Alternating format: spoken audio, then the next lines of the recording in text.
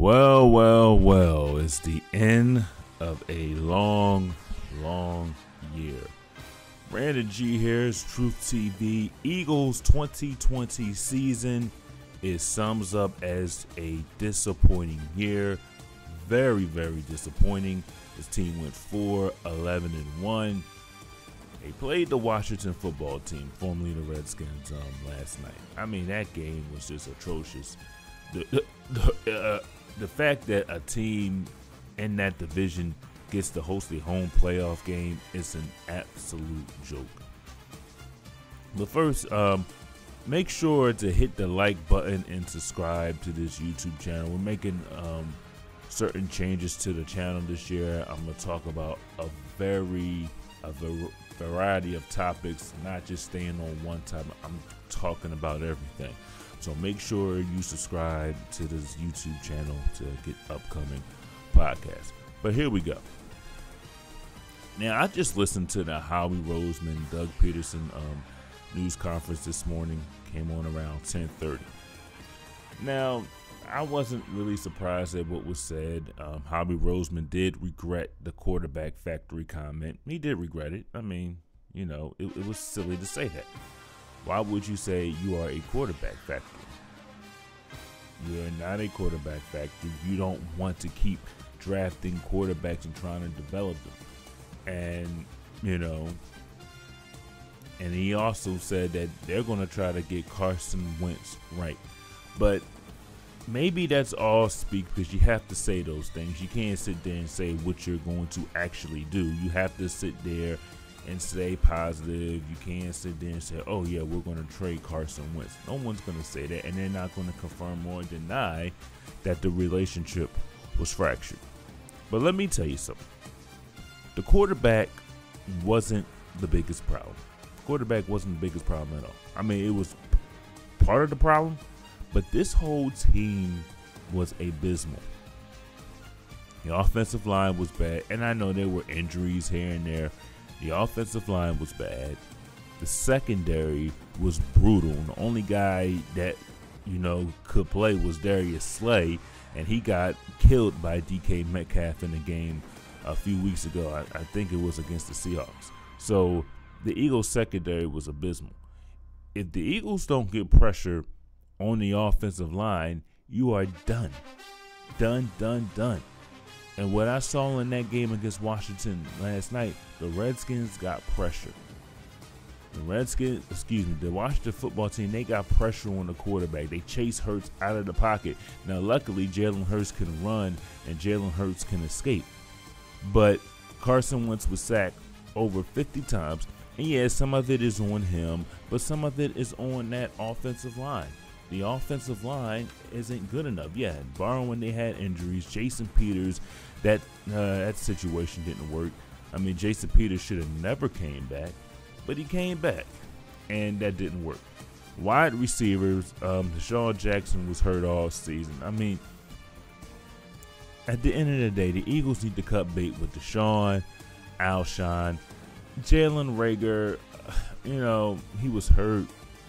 But he was a bit of a disappointment in the games that he played. He was a bit of a disappointment. Because if you take a look at the stats compared to Jefferson and Jalen Reagor, Justin Jefferson had 73 receptions, 1,182 yards, 7 touchdowns. 7 touchdowns. His longest one was 71 yards. 71 yards in 16 games. Jalen Reagor in 11 games, 30 receptions, 53 targets, 381 yards. His longest was a 55-yard bomb and 1 touchdown. That came in the opening week. So that is unacceptable. And Howie Roseman said, well, it takes a while for some players to come on their own, but you need guys to step up. How come when other teams draft players, they make an impact that year? Or you know they have their potential, and you know that they're gonna blossom. I haven't seen anything from Jalen Reagor that says, oh, well, he's going to be a top flight wide receiver. Jalen Reagor has soft hands. He's not very fast. Doesn't get a lot of separation. Now, if he gets in the open spaces, yeah, okay, you might be able to make a big play out of that. But he's been a bust this season. Hasn't been very good. And people say, well, he was injured. It's no excuse. I don't use injuries as an excuse. The coaching. Because you have one reporter that will sit here and say, well, it's not Doug Peterson's fault. It's the players. But who goes out there and picks those players? Who goes out there and coaches those players? What about the going forward on fourth down here and there? You got to run the football at some point. You can't pass on every single down. You throw the ball 3 straight times and 3 straight incompletes. It's unacceptable. So when people say, oh, it's not the coach's fault, yeah, the coach has to take some share of the blame. Now, I really didn't think Doug Peterson was going to get fired this season. He wasn't going to get fired. But at the end of the day, the reason why I think he wasn't going to get fired was because the team had won a Super Bowl and had made the playoffs 2 years after that. Won a division last year. So if you look at the body of work, they won a Super Bowl and they made the playoffs 3 straight years. 2 years after winning the Super Bowl, they made the playoffs. And you just don't just get rid of a coach after one bad season. And yeah, fans are up in arms. Well, Howie's got to go. Howie's got to go. Now, I believe if next year, if it's bad next year, then some heads are going to turn. And you're going to see coaches gone. You might see the head coach gone. You might see the GM gone. But everybody just wants to. You can't just get rid of people just to get rid of people. Because sometimes the grass is not always greener on the other side. So you have to sit here and you have to say, all right, you had one bad year. I think Doug is going to talk to Jeffrey Lurie tomorrow and going to have a conversation. He's going to say, listen, how do you fix this? How do you fix this problem? How do you get the team better? And I'm sure he's going to talk with Howie Roseman as well. And with the Carson Wentz thing, I mean, he demands a trade. I mean, I think that's just really agents talking because we haven't really heard Carson Wentz speak yet. And he doesn't have to speak. And I don't think he feels the need that he should speak. You know? Now, maybe Carson Wentz goes to Indianapolis. Maybe he reunites with Frank Wright and we see what happens. But my thing is, if you get rid of Carson Wentz and he goes somewhere else and tears it up, now fans are going to sit there and say, you see, they didn't. Now you're going to blame, now it's the team's fault because he was messed up in Philly. He goes to Indy and wins 3 MVPs and wins the Super Bowl. Now they're looking at you. You done messed up your franchise. And Jalen Hurts, in the 4 games, it's a sample size. He didn't look all that great yesterday. So I don't know. I think he can still be a good quarterback, but I don't know. But that offensive line is terrible. He doesn't have time to throw. He's running around. Yeah. Is he going to make some mistakes? Yes, he's going to make some mistakes. I mean, he's a rookie. No rookie quarterback in their first game is going to be perfect. And everybody jumps up and down and says, oh, Jalen Hurts, you put him in. And what difference does it make? They were 4-11-1, 1-3 as a starter. Jalen Hurts is 1-3 as a starter, 4 interceptions.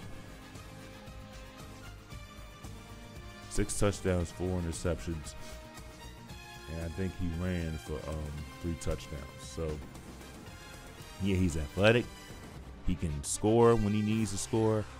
That's great. But the Eagles need players around whoever is going to be at quarterback. You know, they need wide receivers. You're probably going to need a tight end. You know, you're going to need a lot of players around him. And number one, you can't bring Alshon back. You can't bring Deshaun Jackson back. You can't bring him back. You got to start fresh. You got to draft well. And the team that has always drafted the best and don't rely on free agents is the Pittsburgh Steelers.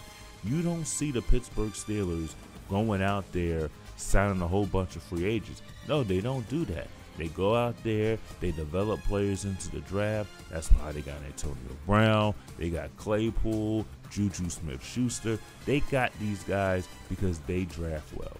If you draft well and you make great evaluations on players, then you don't have to go out there and spend your money on free agency all the time. You might can get a piece here or a piece there to shore up your team, but the Steelers, they don't go out there and, draft, sign a whole bunch of free agents. They don't do that. And at some point, you have to be able to draft. You have to be able to hit on your picks. You got to be able to, because teams have done it. So, they spoke today. This is my take on the season. It was a terrible season. The injury bug was just terrible. I mean, I've never seen a team so depleted for the last 2 seasons in my whole life. There's something that needs to be done. Maybe they're not conditioning well. I don't know what's going on.